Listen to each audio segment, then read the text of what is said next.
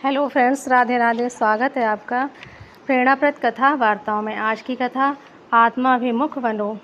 महेशमती के प्रतापी राजा नृपेंद्र का यश पूर्णिमा के चंद्रमा की भांति सर्वत्र फैल रहा था। राजकोष, सेना, स्वर्ण, सौंदर्य, शक्ति, किसी वस्तु का कोई अभाव न था। महाराज नृपेंद्र प्रजावत्सल और न्यायकारी थे। संपूर्ण प्रजा भी उन्हें बहुत श्रद्धा की दृष्टि से देखती थी। समय बीता, शक्तियाँ घटीं, शरीर टूटा, वृद्धावस्था बढ़ने लगी और उसके साथ ही नृपति के अंतर में उद्वेग और क्षोभ छाने लगा। उन्होंने बोलना चालना बंद कर दिया, किसी से मिलते भी नहीं थे। उदास बेचैन राजा न जाने किस चिंता में डूबे रहते।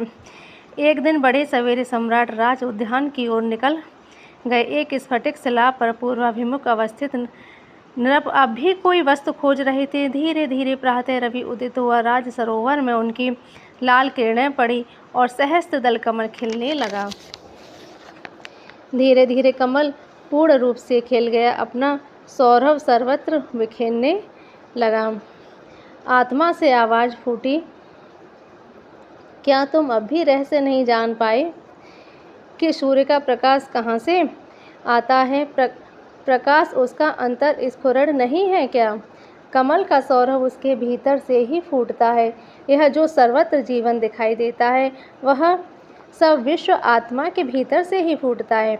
आनंद का स्रोत तुम्हारे भीतर है, उसे तुम्हें ही जगाना पड़ेगा। उसके लिए आत्मोन्मुख बनना पड़ेगा और साधना करनी पड़ेगी। यानी कि सच्चा सुख इंसान के अंदर ही है। इसलिए अपने आप को जानना चाहिए, गहरी साधना करनी चाहिए, आत्मचिंतन करना चाहिए, मनन करना चाहिए।